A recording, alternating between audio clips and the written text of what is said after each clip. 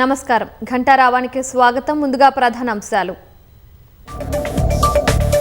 Cyber నేరగాళ్లకు SIM కార్డులు అందిస్తున్న 66 మంది అరెస్టు. సుమారు 1200 గోస్ట్ సిమ్ కార్డులు గుర్తించిన సైబర్ క్రైమ్ పోలీసులు.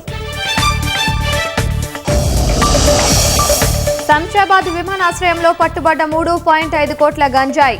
లగేజీలో అనుమానాస్పదంగా 24 ప్యాకెట్లను గుర్తించిన DRI అధికారులు.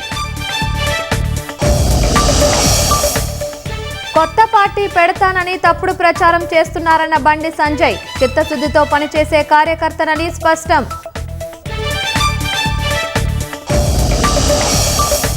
ఆర్థిక మంత్రి నిర్మలా సీతారామన్తో భట్టి విక్రమార్క భేటీ. మూలధన పెట్టుబడిలో ప్రత్యేక సాయంగా 5,000 కోట్లు ఇవ్వాలని వినతి.